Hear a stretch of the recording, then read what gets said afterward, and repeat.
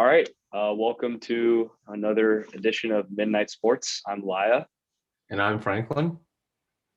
Yeah. And today, for you guys, we just wanted to basically preview the Final Four, go into detail, give our predictions and whatnot, and also give you our predictions for the subsequent finals based on what we think is going to happen in the Final Four.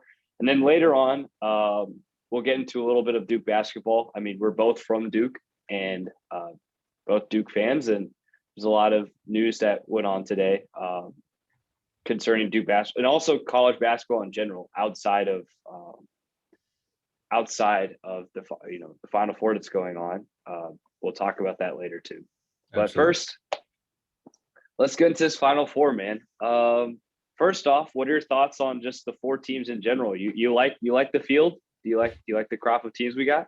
I think it's actually pretty exciting in terms of just the field we got. I just like referring back to our last segment when we predicted the final two Elite Eight games before they were played, because we taped that one on, I think it was Tuesday and Monday night. It was Monday night, Tuesday early morning. Yeah. Right. So it was released Tuesday early morning, and the games were played Tuesday in the afternoon and the evening. But yeah, basically we kind of nailed our predictions in terms of just Gonzaga moving forward, and then UCLA. I mean, we were kind of split on that, but it was definitely a good chance that UCLA made it, and they did. So I think overall, in terms of just like the scope of things, when we said how crazy this tournament was this year and how like so many upsets and things were happening, in the end you actually see quite a bit of chalk, interestingly enough. You have a true Cinderella, of course, in UCLA, but other than that you got 2 1 seeds and a 2 seed, so chalk comes back with a vengeance in the Final Four. So what's your thoughts?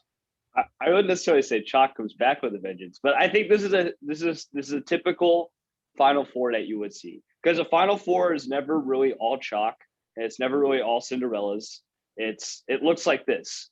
It's two really good teams, one team you expect, then it's plausible they can make it, and one Cinderella. It's usually what happens every year, and that's what happened this year. And I like it. I think, it's bump. Of course, you root for your brackets. I mean, everyone does, right? But I think, taking this objectively and looking at the games that we're going to get, we're going to get into it. I think there's no one who really could match up well against Gonzaga except a Baylor, Illinois. So that, Illinois was eliminated, and we'll see what we think about with the Baylor Houston game. But, it is what it is. And I think this is a good crop. Interesting factoid. This is the first Final Four without a team from the Eastern time zone. Wow. At least in a long time. Yeah. A very, very long time. This first time. So it's kind of interesting. There's a little West Coast, West Coast flair going on here. And I think this is an exciting crop of games. And I guess we should just jump straight into it. The first game that is, going to be played is Houston-Baylor. And I was thinking for this preview, we could maybe try and go what it would be like when, let's say, Baylor has the possession. What would that usually look like? What are the, strengths of the Houston defense, strengths of the Baylor offense, and then do the same on the flip side. So sure. If that sounds good to you, let's do that. Yeah. Let's do it. So first, let's say Houston has the ball on offense, and then Baylor's on defense. What are your thoughts on what we should expect from this game? What we should expect when Baylor's on offense? Yeah. When Baylor's on offense and Houston's on defense, we can talk, about it. Okay, yeah. So in terms of just when Baylor's on offense, I would say in terms of that, maybe Houston has its best chance, which sounds really weird, but Houston prides itself on its defensive style and like its defensive metrics. So when they play defense, they actually have like legitimately what they call like a quote unquote weapon.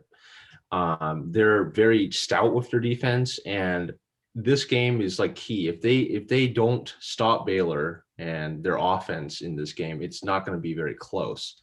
So what Houston is looking at, and ideally what is going to happen, is that they play solid defense both interiorly and externally, trying to limit kind of like the 3-point arc. They did a good job last game, limiting Buddy Boeheim from shooting all over Sweet them 16, yeah. in that Sweet 16 matchup. So what they need to do against Baylor again is to just kind of like make sure that that 3-point line is kind of neutralized. Make sure that their guards like Butler isn't like going off again, like just going crazy for like so many points. But then also on the interior, making sure that they rebound well. That's one of the big things that Houston, even though they're not a very tall team, I think they rebound pretty well. So they Amazingly well, need to man. Yeah.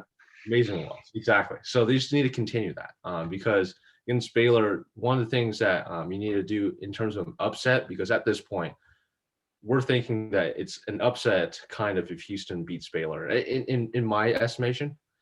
And you'd like to limit possessions as much as possible in that case. So Houston being rebounding and limiting how many opportunities Baylor gets to kind of just shoot the basketball, that really helps their chances to win this game. So. Yeah. Sorry about those iMessage notifications. I agree with you, in this general, yes. Houston is great on defense. They pride themselves on defense. This is what got them this far in a sense, because they're, I think, the number one scoring defense in the country. They're definitely, I think they have the number one point differential in the country too, if I'm not mistaken. They're just, they're great at clamping down. And when you think about this Houston defense, there's one thing they do well is that whenever the ball gets into the paint, they double team post players. So they put them in a trap.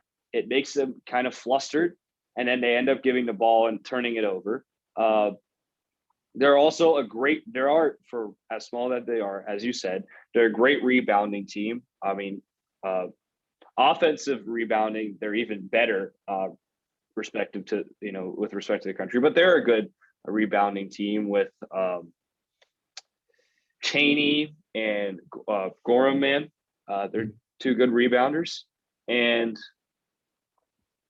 I mean, especially at their height, it's just amazing too. Exactly. Yeah. And of course, we see how they do in perimeter defense. I mean, Giroux, how he's amazing as a perimeter defender for Houston. Yeah. And we saw what they did against Syracuse. And I think, with that in mind, Baylor's offense is amazing. It is. There's this three-headed guard monsters that are Maceo Teague, Davion Mitchell, and Jared Butler. Mm-hmm. And they have Flagler coming off the bench. These guards, they are basically, a lot of the backbone for Baylor's offense. And it's great guard play. They have one of the highest assist to turnover ratios in the country. They just don't really mess up. And Houston's good at forcing turnovers for sure. Not as good as Baylor, as we'll get into later, at forcing turnovers, but they are good at forcing turnovers. So the matchup, I think, is going to be more on the guard play, because Houston has somewhat of an advantage in the post offense. Just right. Even if, so I'll start listing names. Baylor has Mark Vidal. He's a guard, but he pretty much plays power forward. He's 6'5". This guy is amazing. This guy's something else for sure. And when we talk about Baylor defense, I'll talk more about him. And there's also this guy Chamwa Chachua and Flo Thamba. These are the front court players, and sure, they're good. They are taller than Houston's forwards, so we'll see if they're able to get some offensive rebounds. But I think this comes down to, the guard play, it comes down to guard play. And in my opinion, I think Baylor has the edge as far as their offensive guards. And it's not just there's also deep with Matt Mayer and other offensive weapons. They're the best 3-point shooting team in the country. Even like Syracuse, right? Houston has encountered Syracuse. Buddy Boeheim was on a hot stretch. Gerard was doing well, but this whole team shoots the three ball very, very well. So I, in my opinion, I think that Baylor has the edge on this. What about you? Yeah, I would agree with that. I think as well as Houston has on defense, has been playing, it's just that it's so hard to stop Baylor in terms of that offense. And as we've discussed before, just in terms of, guard play in college basketball and how that's so crucial to kind of like just making sure that the game is managed at the pace and the efficiency that you want it to be. To have Baylor and have these really strong guards to control the game, I think that really gives them an advantage there. So, if I'm not mistaken, I think Davion Mitchell is going to be an NBA level, prospect, guard prospect. So that's huge. These guards are good enough to be in the NBA. I do see a flaw in Baylor somewhat, and I might just be buying into this fact that Baylor's supposed to be this great team. But if Baylor has a cold shooting night, let's say they do clamp down on defense on these guards,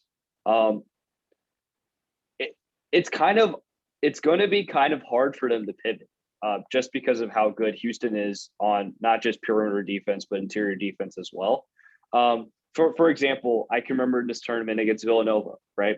They had a terrible off shooting night completely, and they decided to pivot to just driving it into the paint, turning Villanova's interior defense into like a turnstile and just scoring layups right at will. And I don't know how easily that will come to them against Houston.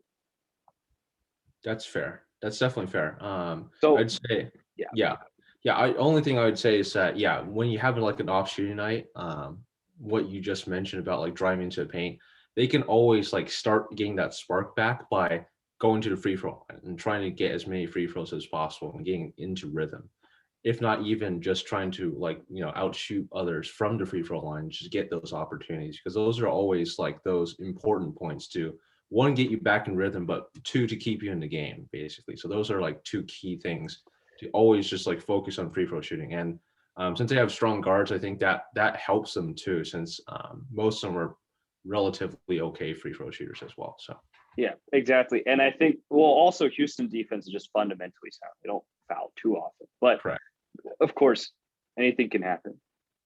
Now, even with these, let's say Baylor has an off night with this, it also should be pointed out that Houston so far hasn't played an offense that is this good.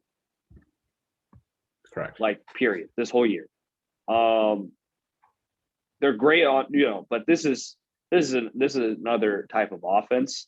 And it's not just Baylor's offense that's good. It's also Baylor's defense, which I think now this segues into what is it going to look like when Houston has the ball? They're on offense and Baylor's on defense. And why don't you give me your thoughts, man? Yeah, this one's going to be interesting. I'd say since we had one of the stats saying that, Houston this entire tournament hasn't been shooting over 40% field goal percentage, like from the field. That's a tough stat to swallow. And like coming into this game against Baylor, that's going to be a very tough stat to overcome, in my opinion. It's because, Baylor's defense, after the COVID, problem within their team, they had a little bit of defense drop off, as you would expect from like most kind of like COVID teams that had that kind of problem. But throughout the tournament and in, recent games that they've been playing, their defense has really done pretty well in terms of just clamping down and just playing solid defense with their team. So that doesn't help Houston's case at all, I'd say. One of the things, I guess the key is, of course, they're strong on the offensive boards, and Houston needs to capitalize on that. since they don't have the tallest guys, but they have the really good guys to do that at the boards. So Houston needs to make sure that they have more opportunities for themselves while limiting opportunities on the other side of the floor, basically through their rebounding. And I think just like, Baylor, again, how well they play defense now. And it's just basically seeing like what they are doing like early season. It's really tough to kind of like break through that as Houston's offense. So yeah, I think if we like talked about like advantages, probably Baylor at this point, because they're just playing as a complete team, in my opinion. Yeah. So there's a lot to unpack here for me. So Houston's offense they're not a good shooting team. I've talked about this before. This is not a good shooting team, but they do take a lot of shots, and they do have one good shooter in Quentin Grimes. He's a guard for Houston. He used to play for Kansas, and he transferred to Houston. He's a decent 3-point shooter. But outside of that, they rely a lot on taking shots and getting hustle, being a great offensive rebounding team, even with their small size, to put it back up. Now, Baylor's defense is, it looks like it has returned to pre-COVID form, as we saw against, second half Villanova and what they did against Arkansas. It looks like that's happened. So what they do, basically, Baylor, every player on that team is so versatile on defense that they can just switch. They can just switch constantly to where there's no real interior pressure. You can't really drive on them. It's quite hard to drive on them unless unless I guess your name is Cade Cunningham. But like it's kind of it's kind of hard to drive on them because they keep switching and they keep clogging. They have this. I believe it's still present from last year when I look at how they play. It's this no middle defense. So they play a man-to-man defense that essentially forces the opposition to go outside and go towards the baseline. So it's they have a great they have great perimeter defense is what I guess I'm trying to say. And with a team that's already not good at shooting, like Houston is, this makes it even worse that you're going against a perimeter defense that it's not just how they're good at guarding. They're one of the best teams in the country at like forcing turnovers and the turnover margin in general, but also just forcing the turnovers. So that's Houston's calling card as well, but Baylor's even better at that according to just to the NCAA stats that I've looked up. Right. So and on top of that, you want to talk about not small forwards, but centers and front court players that are small like Houston. I mean, Mark Vidal, he is this dynamo on defense for Baylor. But he's 6'5". I just found this out when I didn't realize he was that small. Like, oh my goodness. But he is an amazing, just energy guy. He will jump, make hustle plays, similar to how Houston makes hustle plays. And so the one thing I can see Houston, I think Baylor has the advantage. You can tell based on how I'm talking, but they can shut me up if this Houston offensive rebounding and this Houston interior is just so much better than Mark Vidal and Chamba Chachua and Athamba, like all those front court guys. If they are actually better than Baylor's front court at getting these offensive rebounds and they can consistently just hammer it in, then they'll shut me up. And I think they have a good chance of winning it.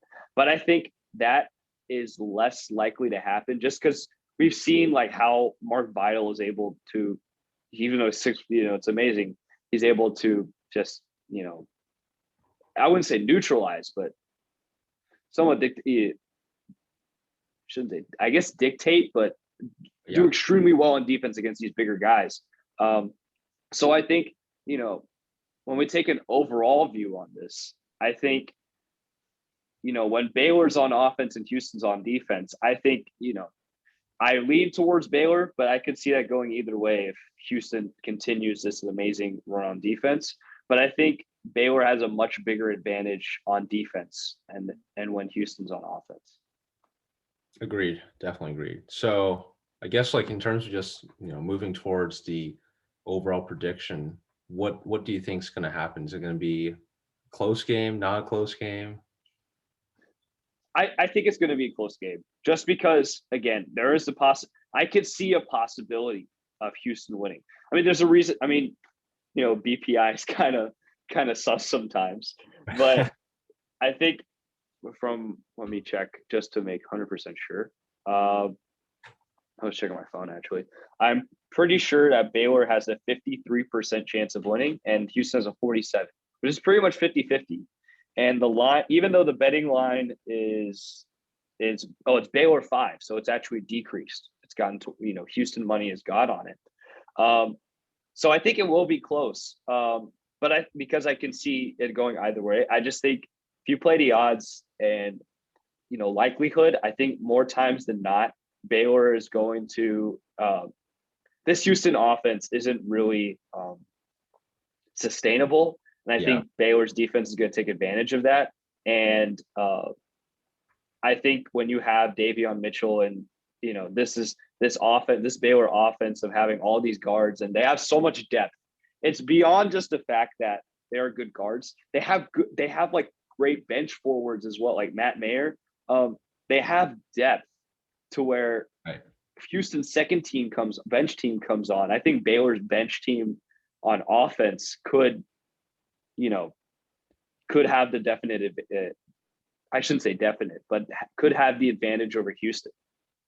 Sure. And actually, I'll let you have your thoughts and then I'll say something more about this. I mean, basically agree with that. I think in terms of just like how close the game would be, X factor might be Quentin Grimes and how well he shoots. That's going to be really a key to watch.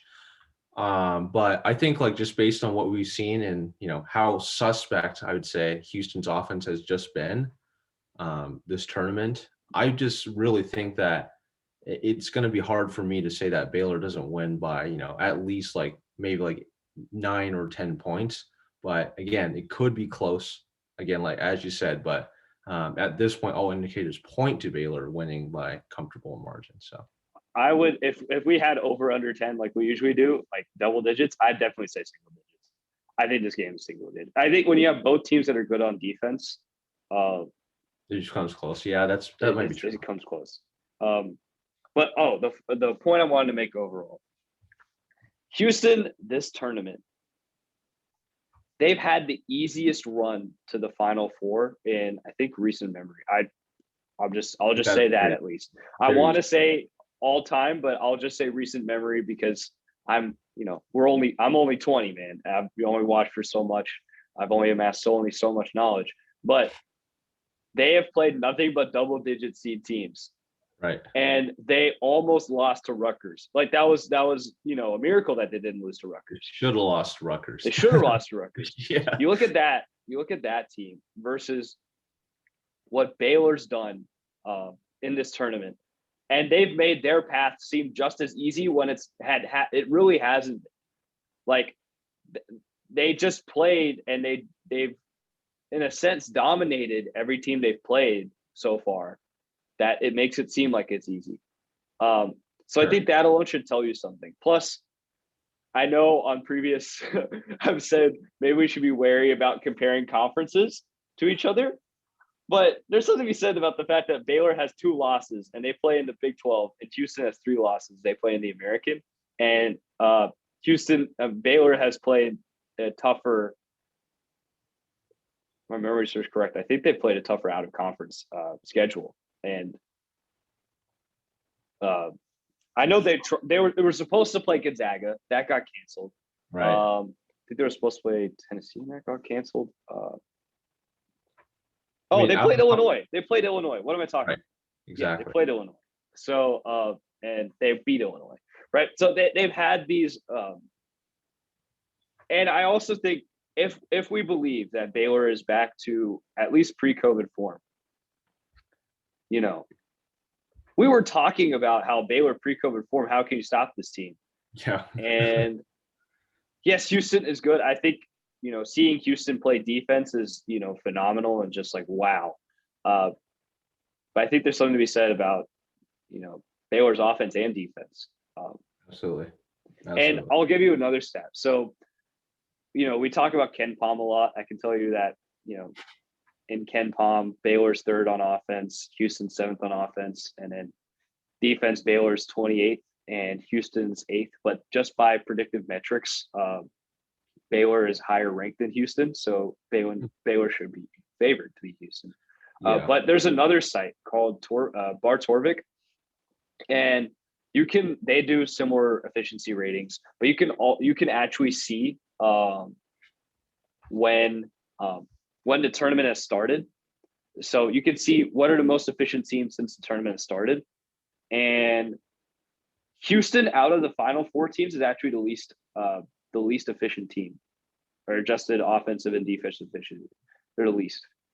I think offense brings them down quite a bit, but yes, that's fair. Actually, I shouldn't say. Actually, Torvik does it differently. They don't do it by.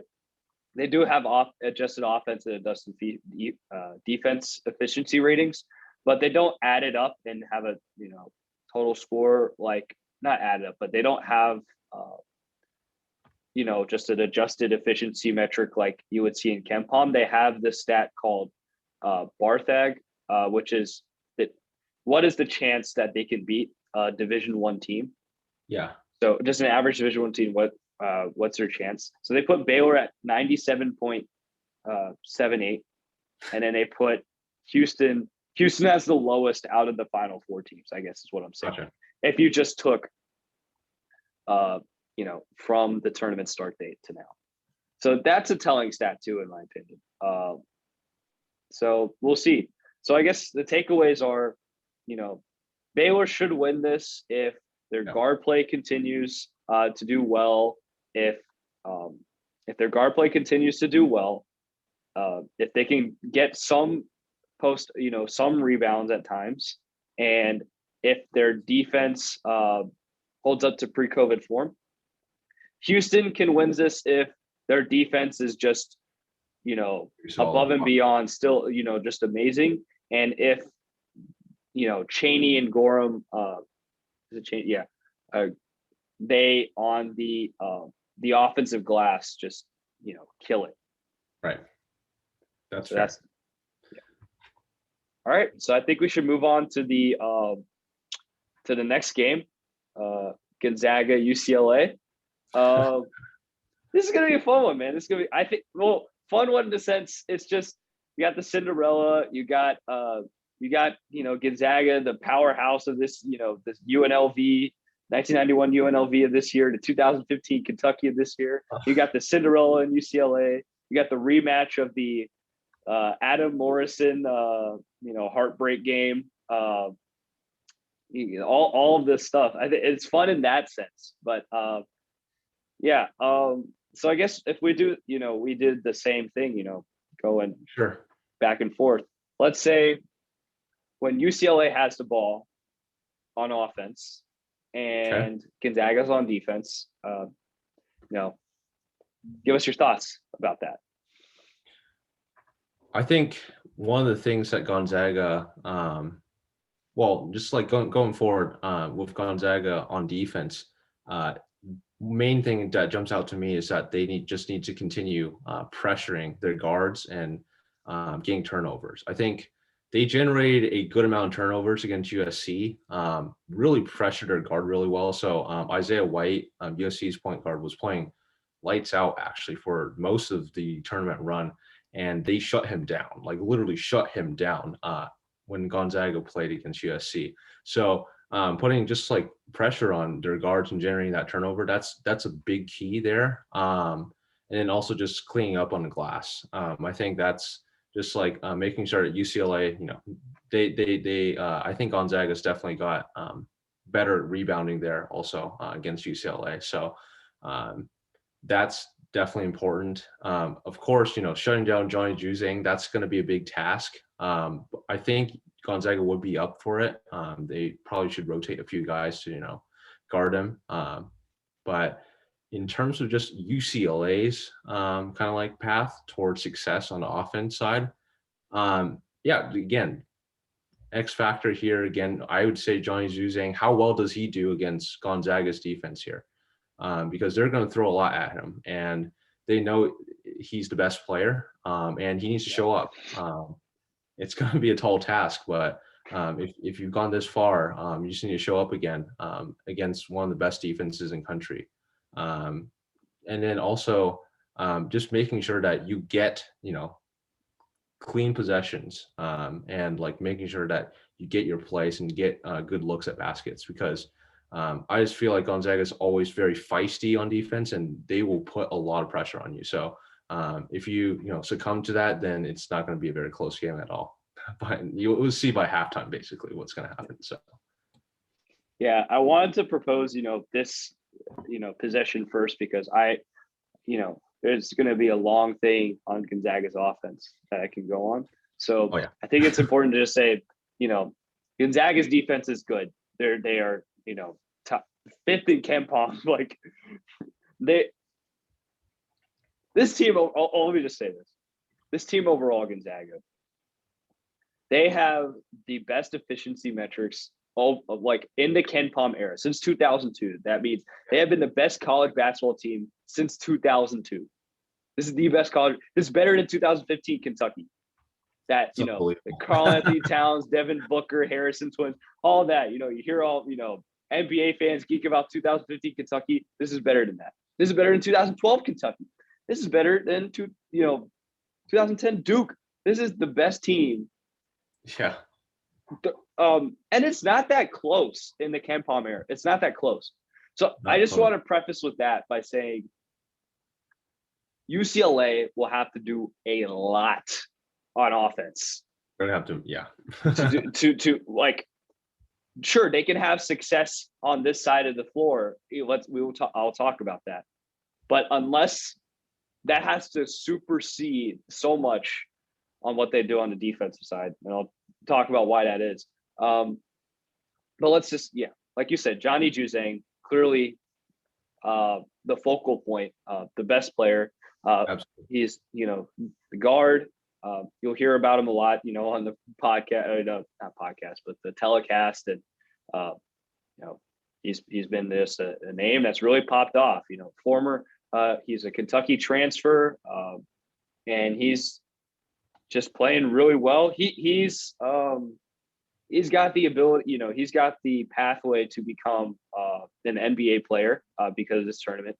This is definitely the Kemba, I shouldn't say Kemba candidate. Well, I guess it is Kemba candidate. Even if they don't win the championship, but this is definitely one of those runs that we're seeing a player have on like a Cinderella type team. This is what he's been doing is phenomenal, and not just him. Jaquez, the guard forward, he's doing really well. He's pulled up clutch, especially against Alabama when Juzang fouled out. And Tiger Campbell is a great. He's a point guard. He's not necessarily the best scorer, but he's a great passer. UCLA has always got these good passing point guards, and I guess he's one of them. So this offense has definitely been good. I mean, there's a reason they've been able to, hang with Alabama and hang with Michigan, right? These guys. But I think, like you said, Gonzaga's defense, what we've seen in this tournament has been amazing. How feisty they are, how they can force turnovers, how they can get rebounds. So if you miss it, sorry, UCLA, you don't have enough size to get offensive rebounds over Drew Timme. So that's another thing. UCLA is a very small team. But unlike, Baylor and Houston we were talking about, not necessarily that, it's not like they've been incredible at rebounding. even though they are a small team. But Gonzaga is. So if Juzang misses, if Jaquez miss because they're not able to penetrate or they're not going to, you have to be able to get good, clean looks for shots. Because you miss, it's going to be hard to get rebounds off of this Gonzaga team.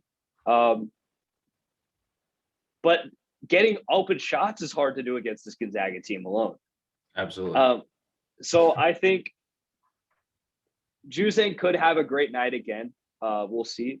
But as I would give the advantage to Gonzaga. I'd say one more point. And I agree with everything you said. I think the one more point would just be, and we can elaborate this on the other side of the ball too. I think for UCLA to have a good chance to actually win this game, if that's what we're saying, Johnny Juzang can't be the only guy that carries this team in terms of points. Because when we're looking at Gonzaga, this would be one of the only teams I would say when they play, it looks like almost like an NBA team. Like they play almost like an NBA style. It's just like they do play the NBA style. You score so many points because of how good your offense is, and because offense in the NBA like dictates over defense. They score consistently way higher than all the other tournament teams. You've seen like basically their last few games, they've been scoring unbelievable, like 85, 83, 87, 98, 88. Like those points are just like, that's like NBA numbers basically, except, NBA is going insane levels this year.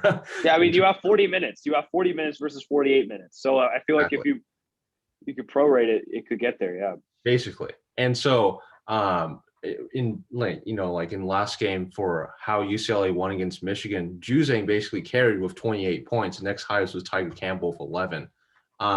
You need at least another guy or two to, match up, because it's kind of going to be like an arms race, kind of a fight, a shootout kind of style almost, in terms of just like keeping up with Gonzaga and how well that offense is. So exactly. Yeah. And like you said, before I spoke about this, right? Gonzaga knows they should take away Johnny Juzang, right? Oh, yeah. So it's up to Jaquez, it's up to Campbell, it's up to Bernard. These are other UCLA players. You'll hear, there are other UCLA players that we talked about. They have to step up. Clearly, they'll have to step up. So, yeah, I think that's the bottom line. So even if Juzang scores 28 points, I don't think that's going to be enough. I agree. Like you said, you need Jaquez to score 16 or 17 points. You need Tyler Campbell to score 12, 13 points. Yeah, exactly. Something much more like when UCLA played Alabama, because then when Juzang fouled out pretty early in the second half, they couldn't depend on him, and then they had to turn to other people. So yeah, Jaquez stepped up huge. Absolutely. And he had David Singleton off the bench getting you 15 points as well. Yeah, so yeah.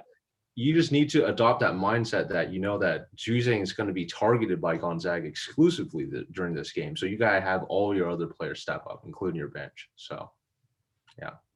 So with that in mind, we can turn over to, I think, the biggest mismatch of the Gonzaga's historic offense versus UCLA.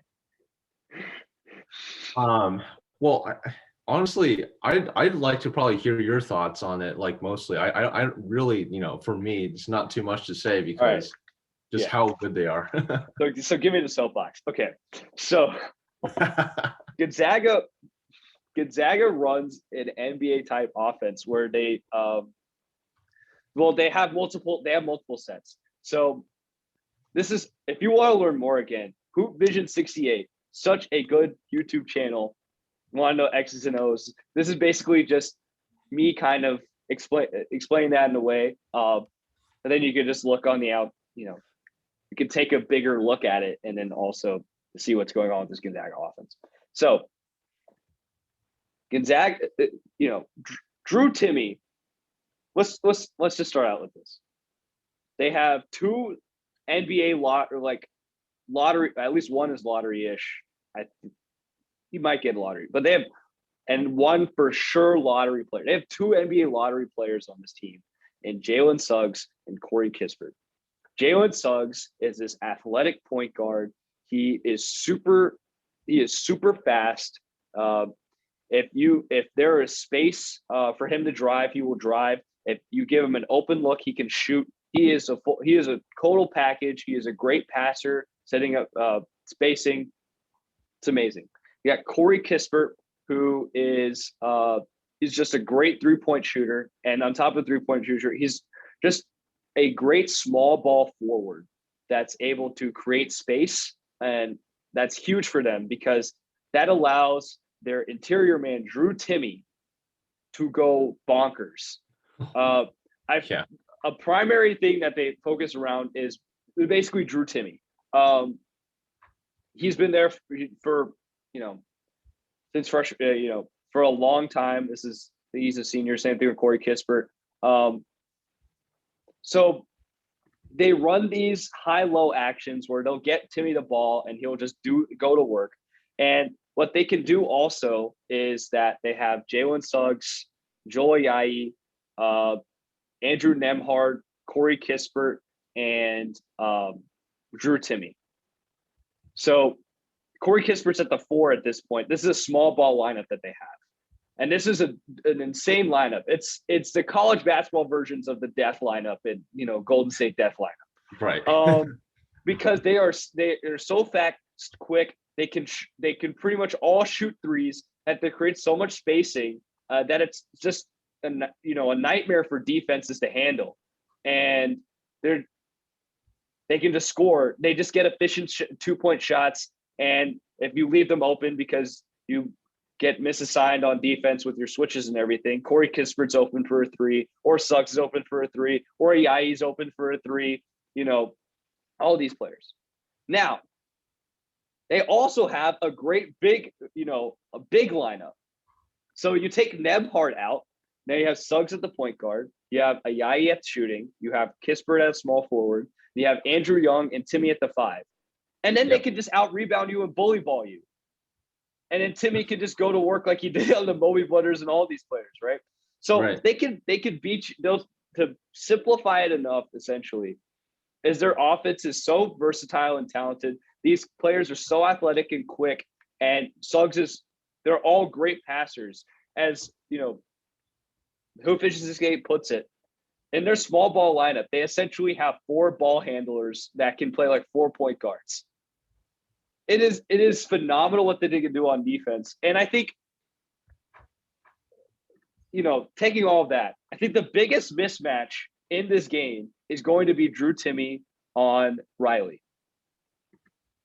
That is going to be by far the biggest mismatch because Riley's not that big. He's just not that big. There was a reason that Michigan went to Hunter Dickinson, right? Yeah. I don't know why I'm blanking. I know this guy usually. So there's a reason Michigan, they try to get offense through him. He charged a lot. They put themselves in good position. But Timme is so much better. Timme took the supposedly NBA second pick in Evan Mobley to the woodshed, man, on that post offense. So I'm sorry, UCLA's got no chance. So let's say UCLA realizes this, right? And then they double team Timme. Then it's just going to leave all those, either if it's a small ball lineup, it leaves those, Kispert at the 4 and those 3 other guards to just go wild.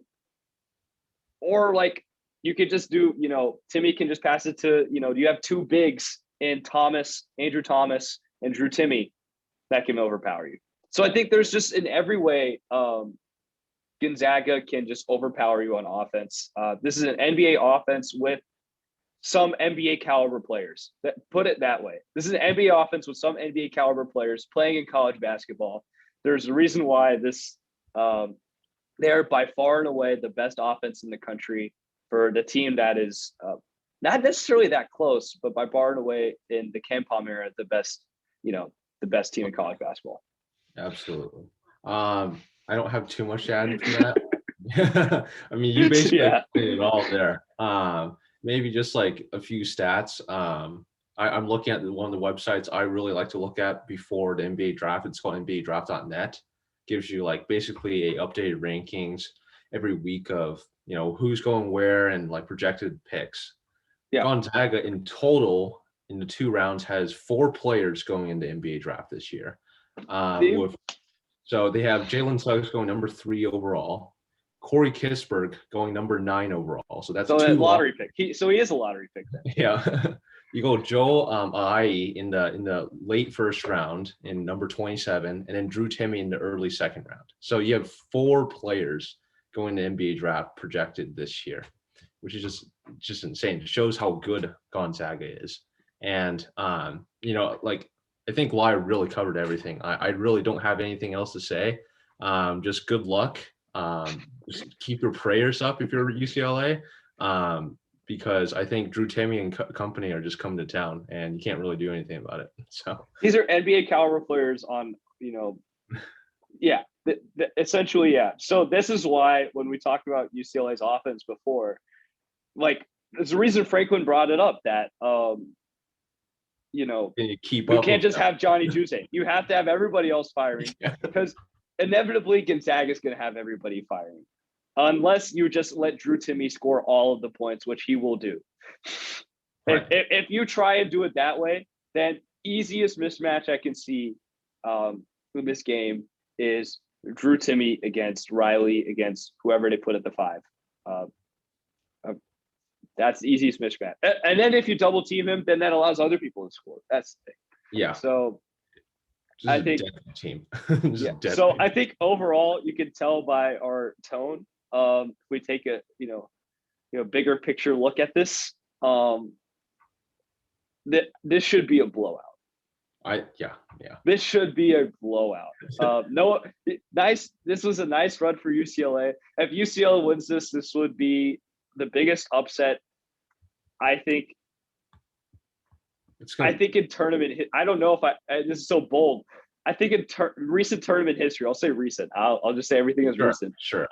I'd say it's almost comparable in terms of Virginia losing to UMBC. That what was it 3 years ago now, because we had a year canceled off of COVID. But yeah, Virginia has number 1 overall seed losing a 16 seed. But you know, this in terms of just like the metrics of how well Gonzaga is playing as the number 1 overall, you know, KenPom seed, like in their ranking history. And then how well they've been performing. I just don't see anything else less than a blowout. Like, you know, it's not just metrics. Like if you watch them play, even at the beginning of the year against Kansas, at the very beginning of the year, like Thanksgiving, I remember watching them and I was like, oh my goodness. Like this team, there's no way to stop them. There's just no way to stop them. This entire year, they thrashed anybody that they played. So, and I mean, no offense to UCLA, but let's say, well, hold your horses. I mean, we've seen this before with undefeated teams entering in, you know. Well, we saw 2015 Kentucky, you know, against, you know, and they lost to Wisconsin. Remember what Wisconsin had Frank Kaminsky, who was National Player of the Year that year. Plus, Kentucky that year was in a lot of close games, and it wasn't nearly as dominant as this team. Exactly. I think Gonzaga wins this by definitely double digits. Again, there's a reason BPI has this, you know, only like a 10% or a little less, maybe less than 10%, or I'm pretty sure around a 10% chance that UCLA wins this, which is insane for a Final Four game. Agree. I think, just unbelievable. But I mean, Gonzaga is an unbelievable team, so can't say anything else. This is better than 2018 Villanova. This is better than. I mean, there's something about this offense that it's just working. They have NBA players playing an NBA offense in college basketball. That's the best I can do. That's a good summary that I can give. I agree. So, you know, I guess we could segue this then into you know, what would the final be like? You know, it's Monday, you know, you're watching the championship game. Let's say it's we have right now Gonzaga Baylor. I could easily see it being Gonzaga Houston. Sure. I think in terms of just seeing like what would be more of a spectacle, of course it'd be Gonzaga Baylor in my opinion. Just like, Of course. the two teams that we've come to think like at the, beginning into mid-season that these were the two teams that are going to just meet in the final. There's no other way. Yeah. And for that to actually happen, it'd be a sight because they're both really, really great teams. Of course, we can discuss that, but Yeah. Houston would also be an interesting game, but I would say far less interesting than Baylor's. I think the thing with Baylor is, as a college basketball fan, we've seen, Gonzaga and Baylor were supposed to be given to us like, before conference play started. They canceled the game in Baker's Life Fieldhouse because of, Gonzaga got COVID. And that was a bummer. But let's say if Baylor hadn't gone on a COVID pause, I think they could be undefeated. They could be. And they would be I would say they would be undefeated. And we could be arguing, right? Who's the best team here? There could be an argument. And the thing is, if it wasn't for Gonzaga, this Baylor team would be up there as one of the greats in this, in this time. It would be up there as one of the. It would be like a 2018 Villanova. It would be. Sure. It would be, it would be a good team that would be very memorable. It just sucks that it's heading up against the best college basketball team that I can think of as a newish fan. All-time juggernaut, basically. So. All-time juggernaut. It's that's the thing. But I think it would be a great game. And Baylor's defense, again, Mitchell. You have that draft net up, right? Yes. How many Baylor players are on that, man? So they have two. So they have Davion Mitchell at number 15. So that's like, I think just a little bit outside the lottery, right around the perimeter there, boundaries there. So you got Mitchell and then Jared Butler.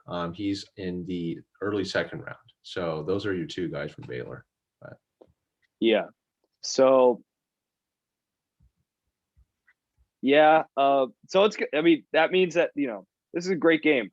This is gonna be a great game again. Great guards gonna head up each other. You got, I guess, two NBA guards in Ayayi and Suggs against two NBA guards, level guards, and Mitchell and Butler. I think guard play is going to be amazing with this game. And defensively, they're both great defensively. I'll tell you right now, since the tournament has started, supposedly Gonzaga has a better defensive efficiency than Baylor. So they would have, I guess, if you're just looking sheerly at that, they have a better, what's it called? Gonzaga has a better defense, but let's say, we'll do it a little quicker this time because this might not even happen. It could be Gonzaga Houston. I am not entertaining UCLA Houston or UCLA, Baylor. I'm not entertaining that. But we'll touch on Gonzaga. Let's say we'll touch on Gonzaga Baylor briefly, like this way, right? So on offense, right? Let's say Gonzaga's on offense and Baylor's on defense. Where I talked about how it's a good, man defense. You got, two NBA guards on that man defense. You got Vital, who's an insane defensive presence and all of that. But I think the difference is instead of going up against Houston, you're going up against the offensive juggernaut that is Gonzaga. And I think a man-to-man, no-middle defense isn't going to hold up against a team that is so quick and so fast. Let's say they would do better playing a big lineup against Baylor because Baylor naturally has like a smaller lineup. Right, exactly. Then Timmy, no offense to Vital. I mean, Timmy can I think Timmy could beat Vital in that matchup. I think Timmy would kind of eat Vital alive almost down to low. I would say Vital is a great player though. I've seen Baylor past few years with this, this resurgence, and Vital's been one of their unsung heroes. I shouldn't say unsung because he's sung if you're a college basketball fan, but he just does all the dirty work. He is the Draymond Green of Baylor, in a way, you know. That's fair. So I wouldn't count that out.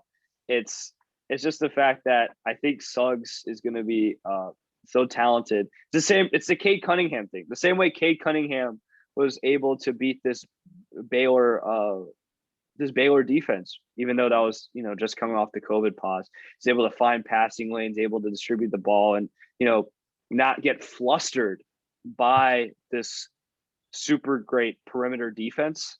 I don't think Jalen Suggs will be that flustered. Oh, and nope. Nembhard might, you know, I might get flustered. I don't think Nembhard will get flustered. It's not just now one player that shoots three. Like Quentin Grimes was one player that can shoot threes. Everybody can shoot three. So Baylor is definitely quick to recover on defense, but at some point there's going to be some cracks. And exactly. Yeah, I don't think when you look at like Baylor's path this year, of course they had like they're a very dominant team, but in terms of just like really overpowering offenses, I haven't seen them play one as of yet. You know, like Arkansas gave them a good game and they're respectable, but Arkansas is like you know, more prided on their defense and like their defensive presence there. When you look at Gonzaga, it's like, well, definitely both sides of the floor, but their offense is just unbelievable. So, well, I mean, Baylor has played Illinois. They have played Illinois. True. So they have played. This was as we talked about, I think in the first first episode we talked about this. This is like an Illinois. Actually, did we talk about this? Actually, I don't think we have. We haven't talked about it with the podcast actually. Oh. So Illinois wasn't that great at the beginning of the year, and then they got really good at the, you know, during Big Ten play. You know, is that just, you know, the media overinflating the Big Ten conference play? Wink, wink. Like how? Right. You know. So maybe that's that play. Maybe, you know, because Ohio almost beat this team. Baylor handily beat this Illinois team. Yes, Illinois was, you know, all over the place against Duke, but that just tells you how bad Duke is. Sorry. Fortunately. sorry, my wallpaper, but yeah. So I think they can hang with they can definitely hang. Their offense may be able to hang, I guess, in a way. Sure. With Gonzaga's offense. That was my point. Like if you're giving a matchup of Houston versus Gonzaga, you just basically wouldn't see like any kind of I don't think that game would be very close because Houston just can't keep up. Like there's no way they could. But, no, I just don't think Houston's offense would work at all. I think Houston might have a shot defensively at neutralizing Gonzaga, somewhat. It was like somewhat. I could see this Houston defense being quite good. Even though we just sung Gonzaga's praises like crazy. I can see, you know, this Houston defense being so good that, you know, it could give Gonzaga troubles. But with that in mind, I don't think Houston has any shot offensively. Like even less of a shot against Gonzaga's defense than with Baylor's defense, because you know, even though Baylor forces more turnovers, you know, your offensive rebounding with smaller forwards, with, you know, smaller front court players isn't going to handle against Timmy and Young. Yep, definitely agree with that. So I think either way, I think my predictions for like but before this, I can also tell you that, like, let's say Gonzaga's on offense and Baylor's on defense, right? They can easily run like high-low actions to just that. It's a similar thing to, I don't want to nerd out too much for you guys, but last year, this was supposed to be like the best college basketball game of the lost college basketball season, the one without a tournament, right? Right. This is a similar Baylor team. That Baylor team was better on defense. This Baylor team's better on offense. It was a similar Baylor team, and Kansas They had Udoka Azubuike, great center. They had Dotson. They had a great guard, great center. And Azubuike ate them alive. So Bill Self basically just said, we're doing some, I can't tell you the X's and O's off the top of my head, but we're doing some high-low action. We're doing some give the ball to Azubuike in the paint somehow, and he will score Everything. he will score. I could easily see Gonzaga doing the same exact thing. So I agree. Totally agree. so I think if we have most outstanding player of the year predictions, not of the year, most outstanding player of the tournament, which is basically, I would say it would be Drew Timme. Drew Timme's just been great this entire tournament. He's just been, the guy, the centerpiece, and I think, with what the matchups are presented here, regardless, I just think Drew Timme is going to be, he's just going to be just fine in terms of just doing his thing. So yeah, I think, there's not too much to talk about. I guess this has gotten a little more, helter skelter, a little more, with this finals talk. But let's say Baylor's on. We never really talked. Let's say Baylor's on offense and Gonzaga's on defense. I guess there's not too much to talk about. It would just, Baylor does their thing. They're just a good assist passing team, and Gonzaga's just good fundamental defense. And I guess it does come down to Timme Vital in that sense, getting rebounds. yeah, I absolutely. think Gonzaga is one of the best rebounding teams in the country. Not as good as Houston, but then again, I don't think Houston's encountered a team like Gonzaga. It goes like that. So right, exactly, yeah. I think Gonzaga could. I think Drew Timme is just Drew Timme's going to be the offense and defense. Totally agree with that.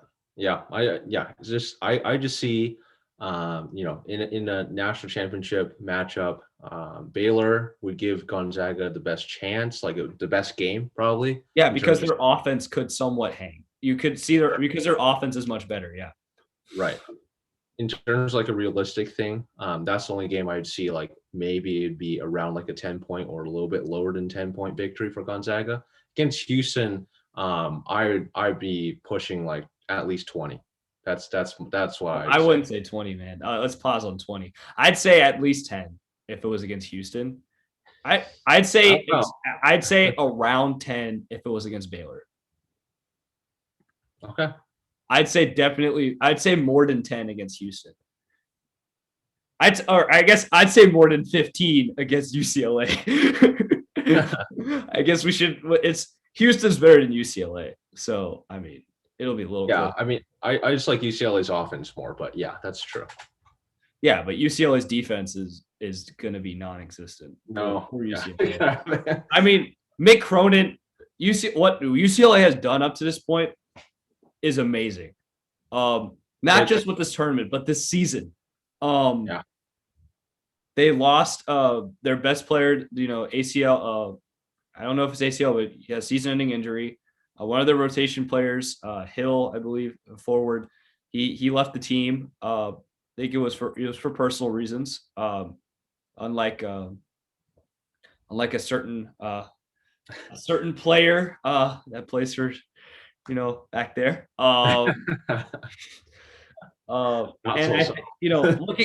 Looking at what they thrust Johnny Juzang into and this whole team, and how this team is built, even though Ken Palm, their defense is lower than their offense, this team has a defensive identity because Mick Cronin's a good defensive coach. That's his specialty.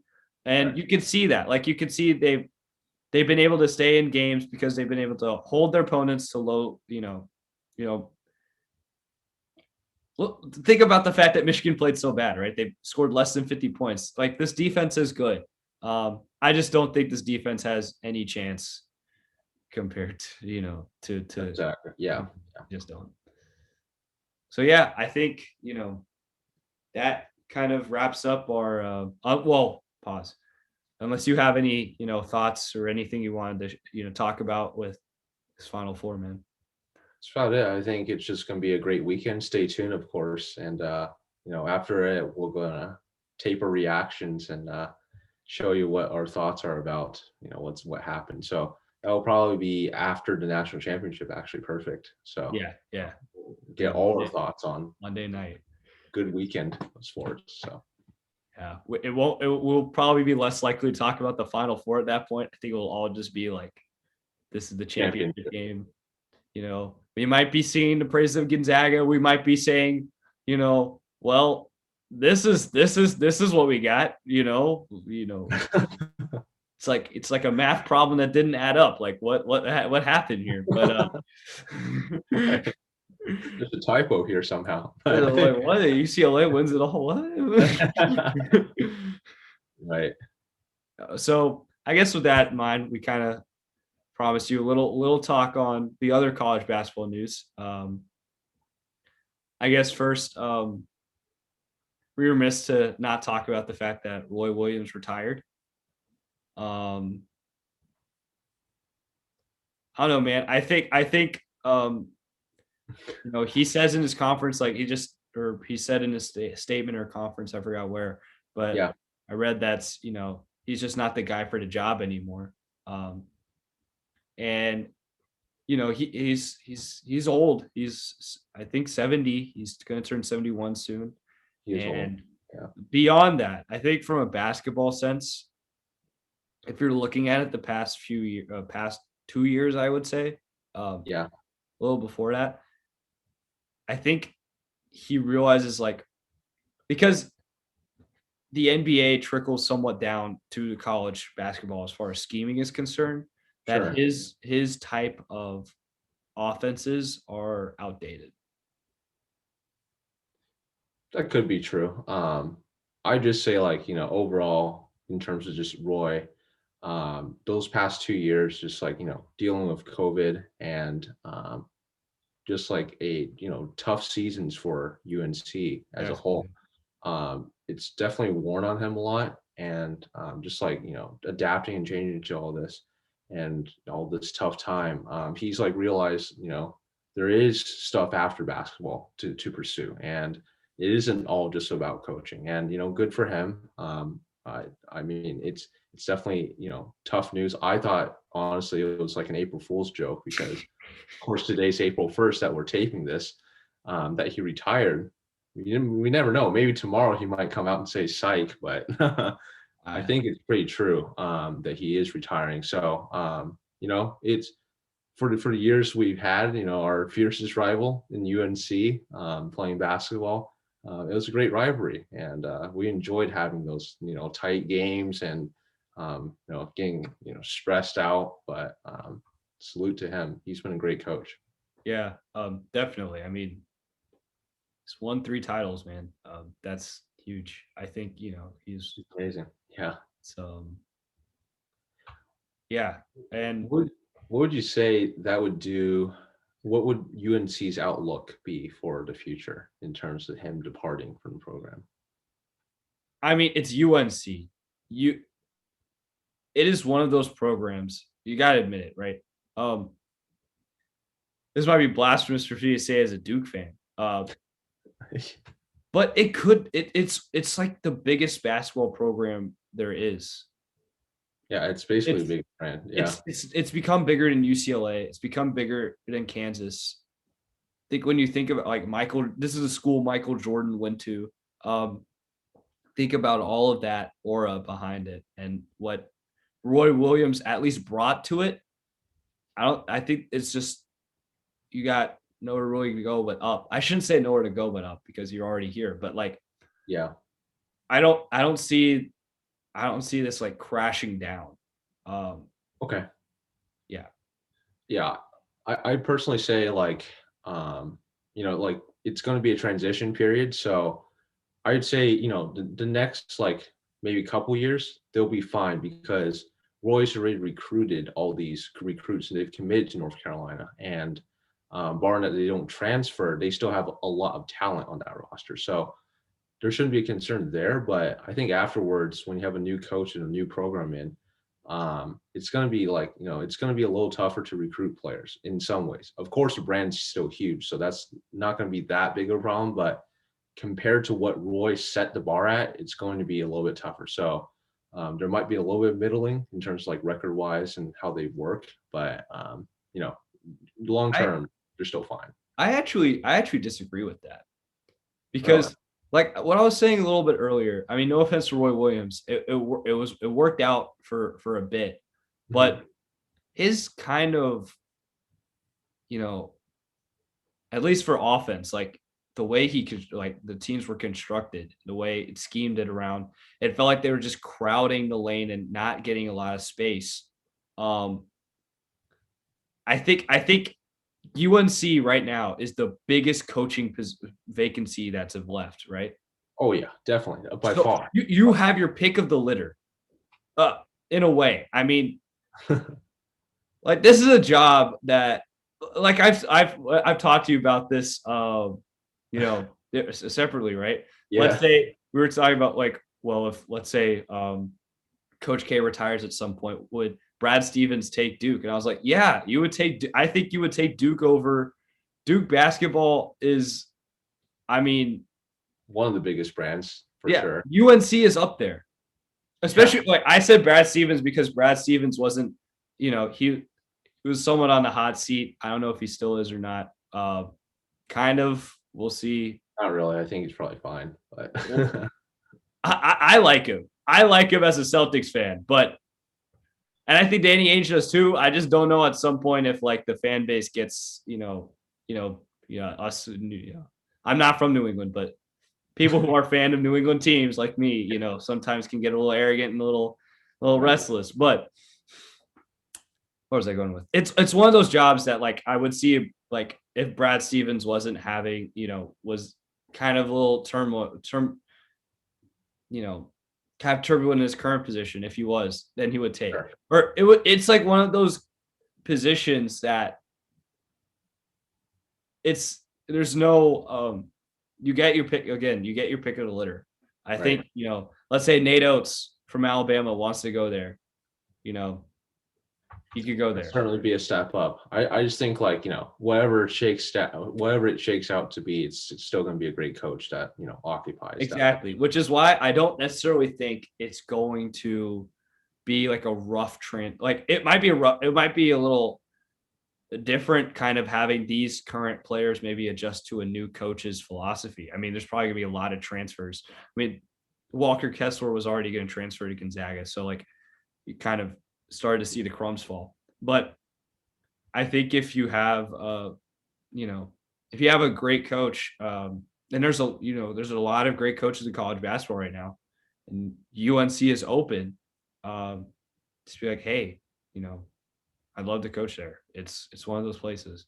One of those few places. Yep. I'd say Coach K has built Duke up to a similar thing, but like North Carolina was this good before Roy Williams, right? It's one of those programs that's like amazing, like good before. Kansas, absolutely. Same thing. I wouldn't necessarily say the same about Indiana, but like Kansas, same thing. UCLA in a way, right? But Duke, it's Coach K. Right. He's built up such a strong foundation that it's the birth. It's like the longest birth of a blue blood, like because he started it, you know, Coach K, and he's still here. But it's amazing. Yeah, we'll see. Absolutely. We'll see how this goes after. But I think UNC is at a different stage, right, than Duke as far as their program history. So that's why I think this is a little more of a ramble. I just think UNC will be fine. In fact, they might even get better.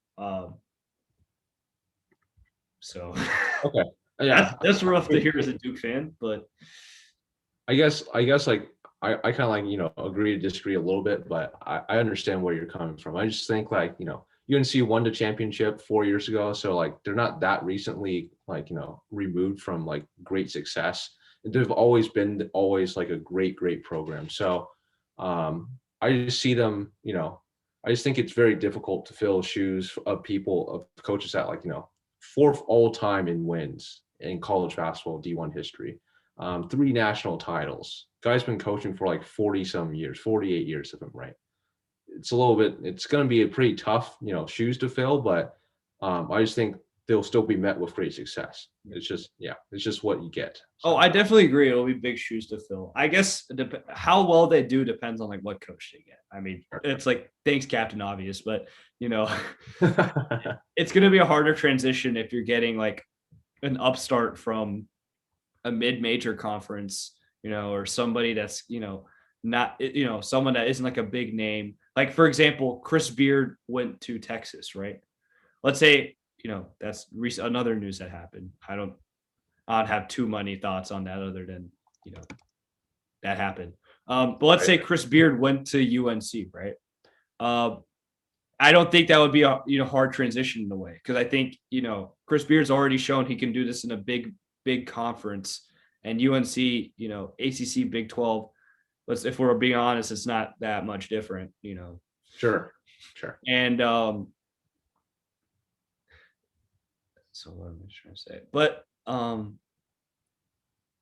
so yeah, I think that's my point. Is if they get a big name coach that is in a division like a high major program, but not as like prominent of a program, they can go. If let's say they go to UNC, I don't think it'll be as hard as, let's say, one of Roy Williams' old assistants that coaches at like a mid-major, come on here.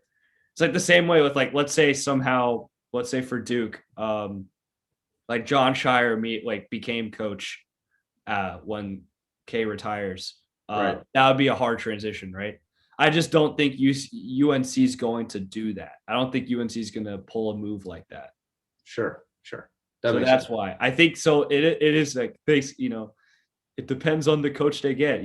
Thanks, Captain Obvious, but it is kind of dependent on the coach they get and their experience level. I think one last quick. This is just funny. I just found this out. You mentioned Chris Beard, and I looked at his profile, and the very funny thing is he graduated from Texas with his bachelor's, but where did he get his master's degree? Abilene Christian University. It's the whole trifecta. It is. Yeah. Trifecta of Texas. I mean, Baylor's still in there, but yeah, no, that's a different, That's pretty funny. Yeah. So I guess, the last thing I wanted to talk about, discuss with you. It's about our favorite college basketball team. So DJ Stewart declared to go to the draft. That's good for him. Yes, absolutely. Get that money, get that, if you can play in the NBA, you should do it, of course. Of course, yes. And beyond that, Jay Gold transferring, to pay transferring, Brakefield transferring. With all of these transfers and all the, Stewart leaving, looks like Hurt's going to leave.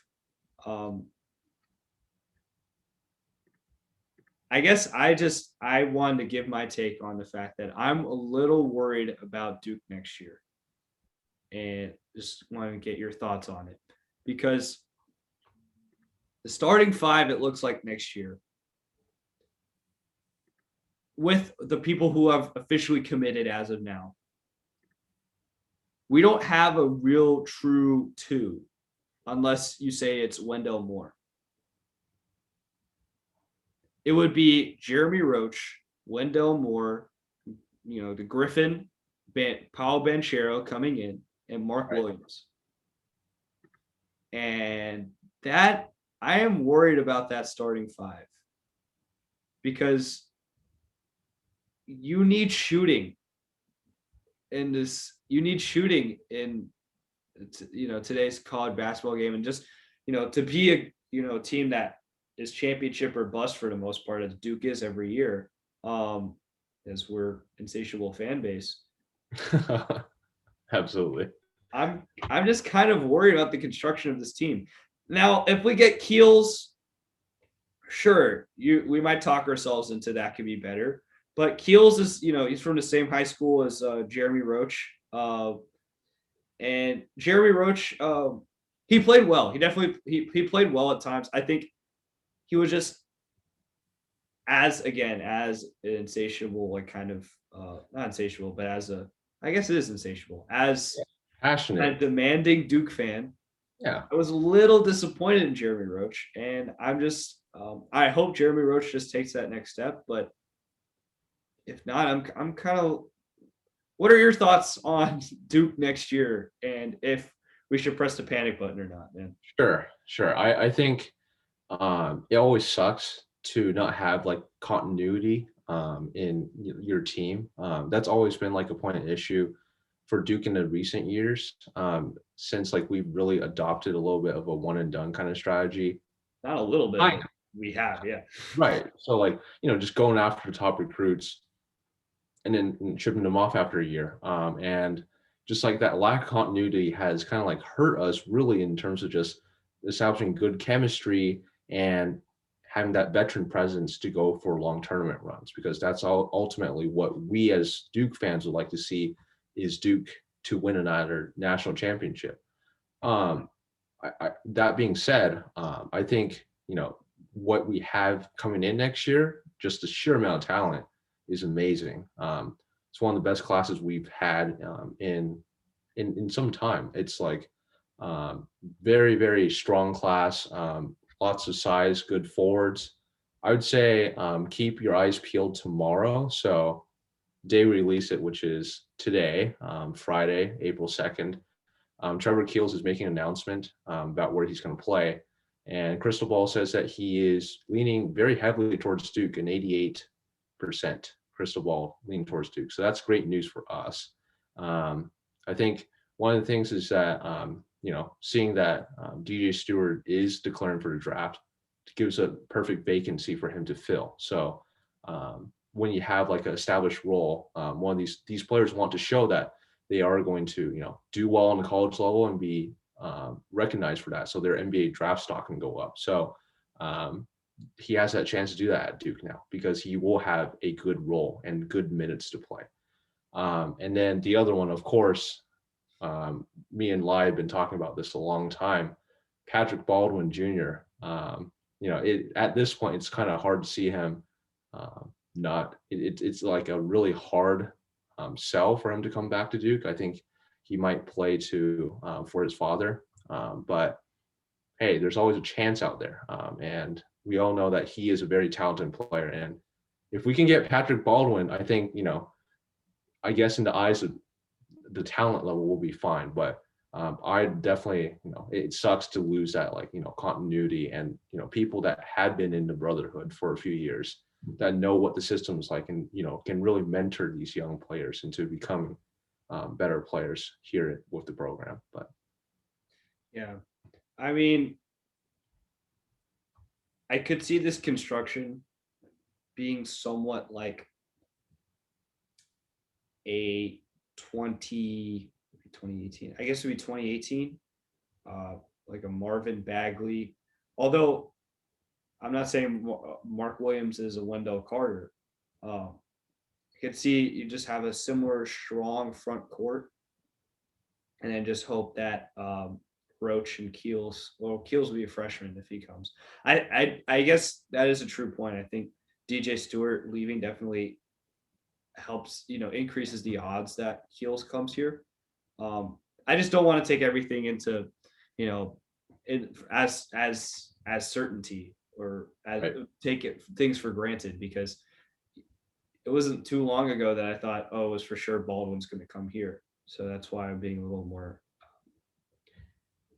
That was a tough conservative in my assessment right now, or predictions right now. It's so we just have to hope that Jeremy Roach gets better. I just was bummed out because I thought that DJ Stewart could come a second year. And if DJ Stewart, because I honestly didn't think he was going to be NBA draft level. I didn't think at the time he was, but. So let me, I guess, like, correct me if I'm wrong, but in DJ Stewart's case, it's I guess it's like a good chance that he does get drafted. But say he tests the waters and the NBA doesn't draft him, is he eligible to come back to Duke or is he not? I believe he would be. I'm not too sure.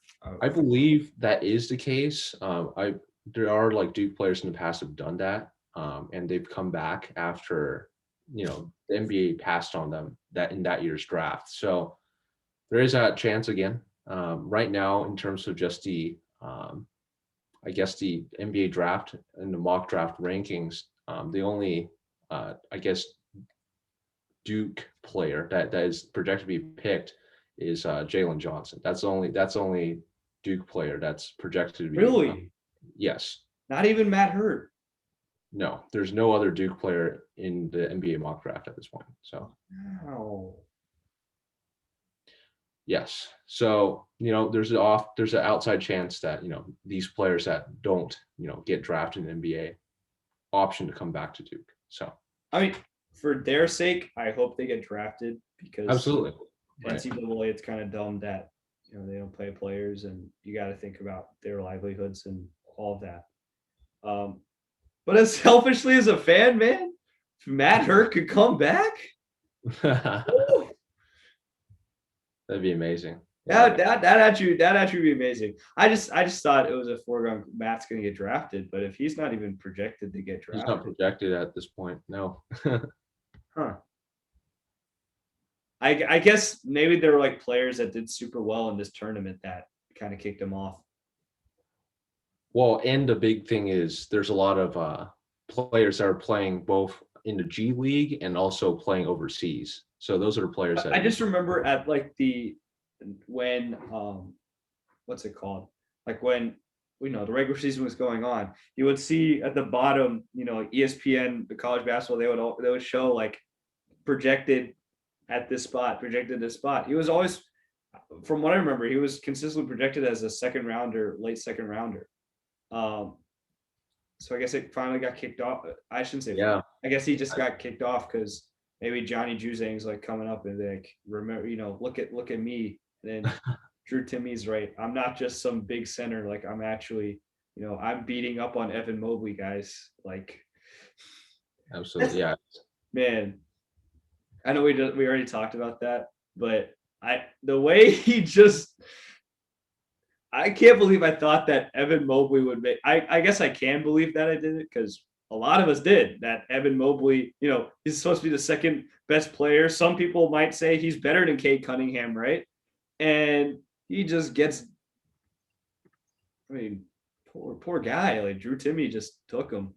I don't think Evan played a terrible game by any means. He still scored and tried to defend Timme. But I mean defensively, because he's supposed to be he's marked as like a good rim protector, right? When you have that many weapons on Gonzaga, it's like you kind of get flustered a little. Yeah, I guess so. So I mean, it's you also draft a little bit for traits as well. So absolutely. Yeah. So that was a little side tangent on that, but I guess, yeah. So thank you, Franklin, for reassuring me a little bit on Duke that there's still a shot. I'm just, if Trevor Keels comes, I guess it's like this season has kind of scarred me a bit. This is very loaded language, but it's kind of scarred me a bit and made me rethink should we take it for granted that we're just going to have a good team? Even though we have good players coming in. You can never take anything for granted, but I think just with all the situation with COVID and how, players have been, it's been a very difficult and, very unique environment this year and this season. I just think it's going to be a lot better next season. And I certainly hope so. Yeah, I agree with that. So with that in mind, this is all college basketball today. Just because that's pretty much what's happening.